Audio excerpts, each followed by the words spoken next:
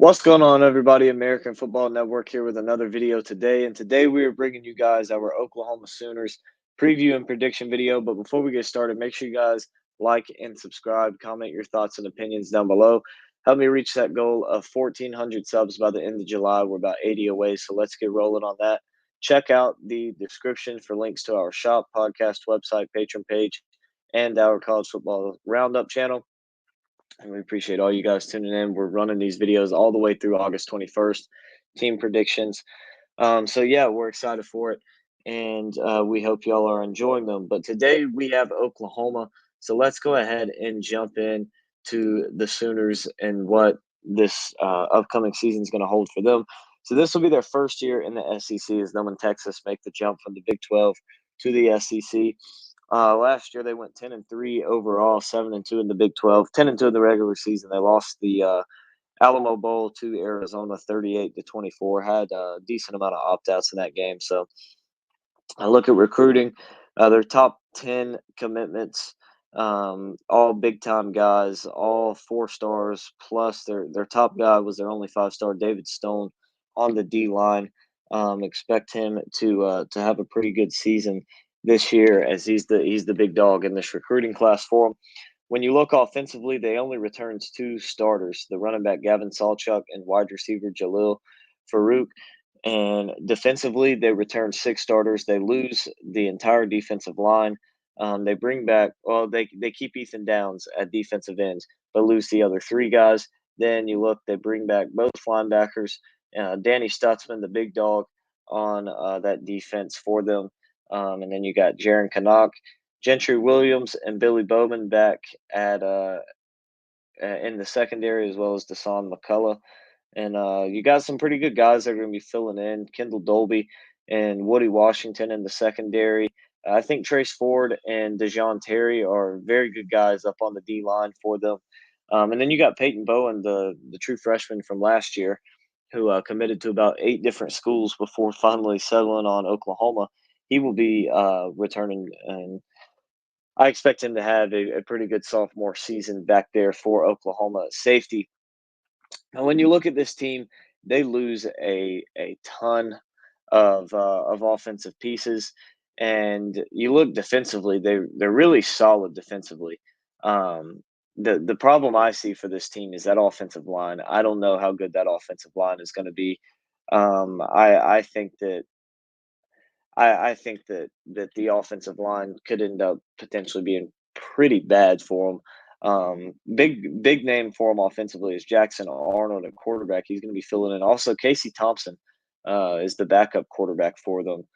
A guy who's been around, was at Texas, I believe. Yeah, was at Texas before, and then I think it was I think it was FAU he was at. It was either FAU or FIU.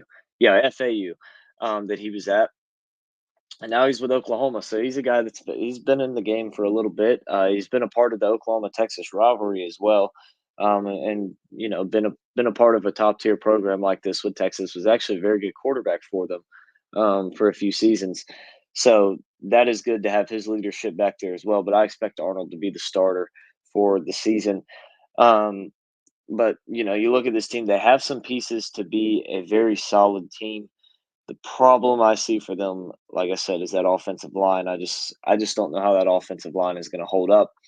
But let's go ahead and jump into their schedule and see what I have them going this year. So week 1, start out Temple at home. That's a win. Temple just doesn't have the talent to compete with Oklahoma, and I mean that's pretty obvious. Week 2, you get Houston at home. Houston, a pretty bad team in the Big 12, and I don't expect Oklahoma to have any problems here with this one. I have this down as a win. Next up, 3 home games in a row to start the season. They get Tulane at home. This could be a bit of a sneaky game. Tulane has been pretty solid the last 2 seasons, but they don't have Pratt at quarterback anymore. They've lost some pieces, a good amount of pieces since those teams the last 2 seasons that have done really well. And 2 years ago, beat Oklahoma in a New Year's Six Bowl and the Cotton Bowl. So I don't think Oklahoma will have any trouble with this, but Tulane could be a sneaky team to give Oklahoma a decent game in this one. But like I said, I don't expect any problems. I think Oklahoma wins this one pretty handily.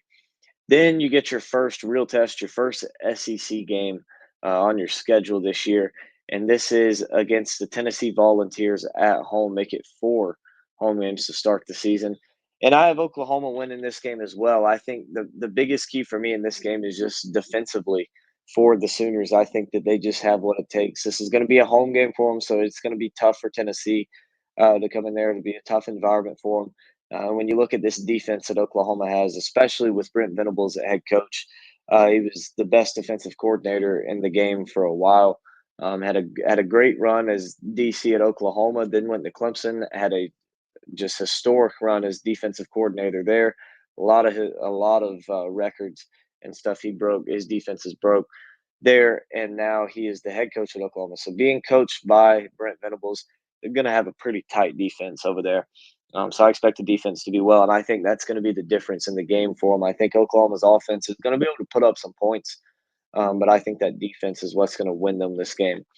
Then you get your first road game of the season and your first conference road game in the SEC when Oklahoma goes on the road to face Auburn.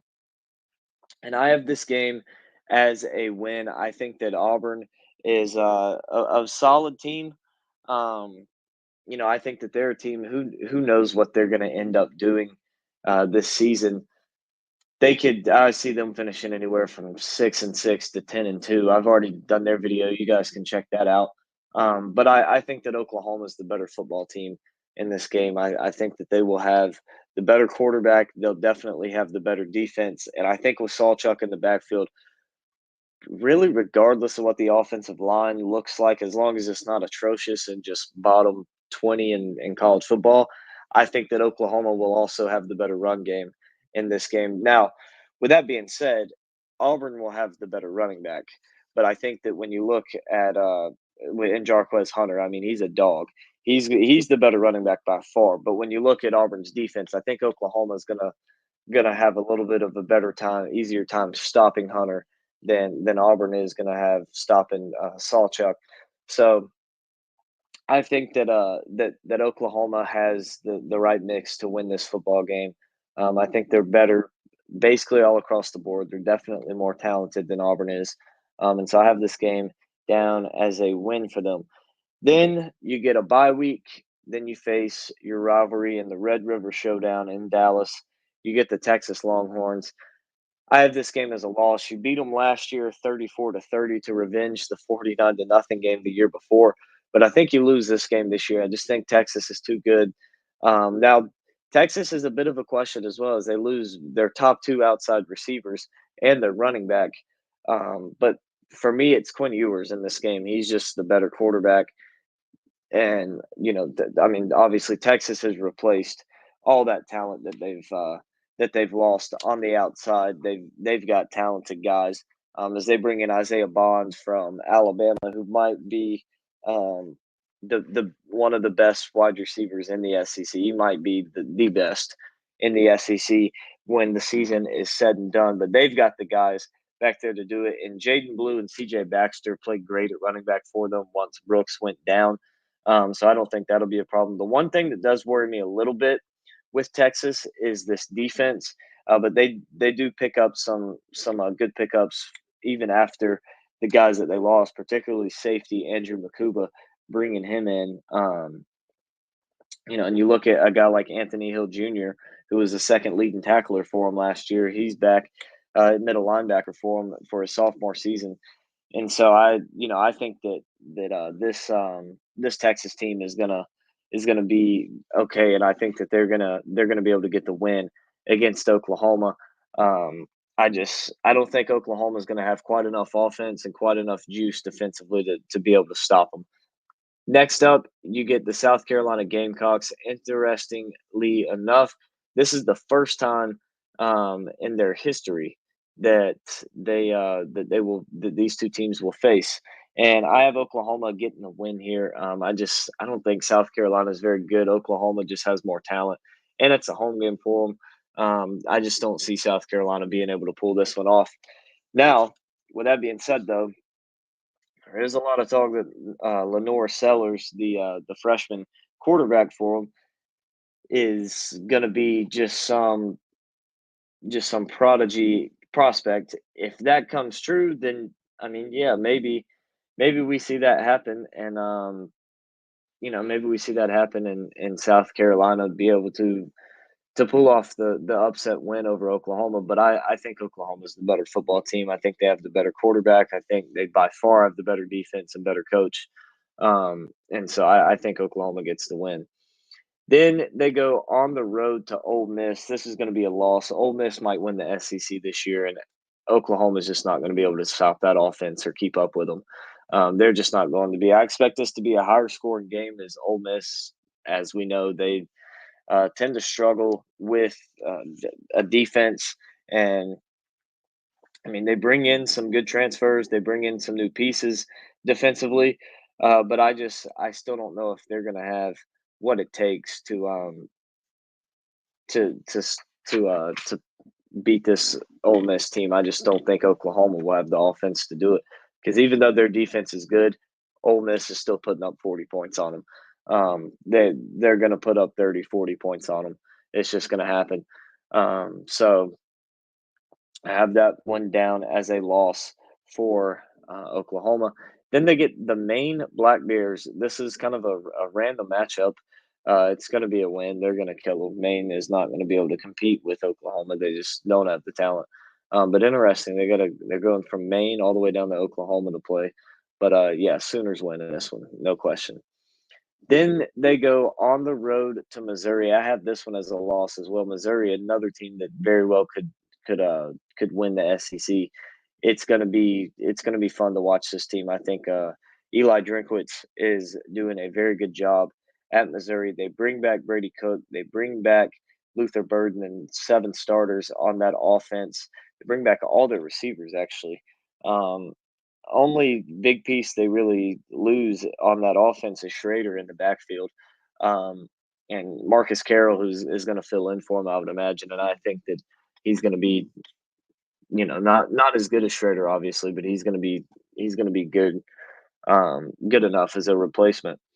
And I think that Brady Cook and Luther Burden duo combined with a pretty solid defense is going to be enough to get the job done against Oklahoma, especially since Sooners have to go on the road to Missouri. I think that will make it a little bit tougher. Um, but yeah, Missouri with the win over Oklahoma. Then you get another bye week. Then you face Alabama at home. I have this game as a loss. I think this is going to be a very tough, a very close, competitive game, but I do have Alabama edging them out. And like I said, in a tight one, I just think that Bama has a slightly better defense. And for me, it's just the system that DeBoer is going to run. I feel like he's going to be able to draw plays up to attack the weaknesses of Oklahoma's defense and score points. Whereas I don't think Oklahoma has a guy on their coaching staff is offensively talented as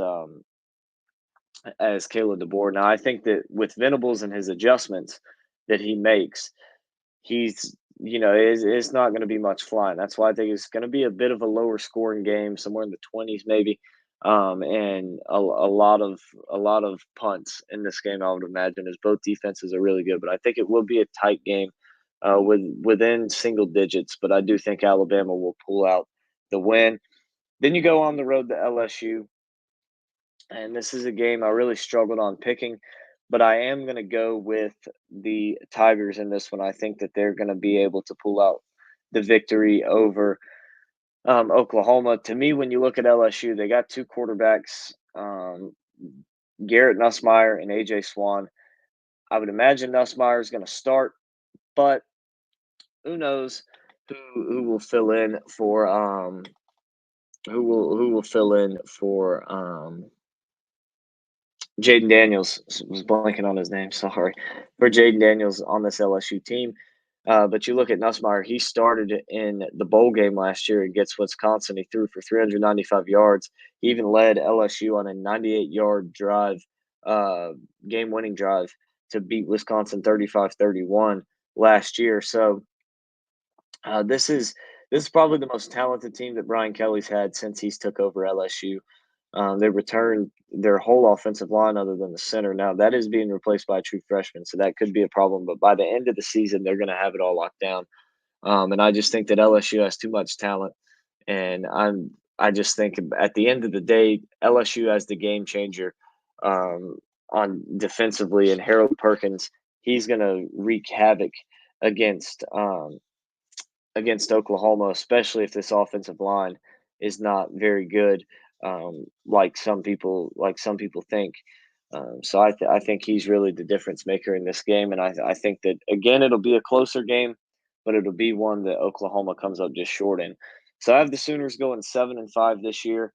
I don't think that's a terrible season for them. You know, it's going to take a bit to get adjusted into the into the SEC.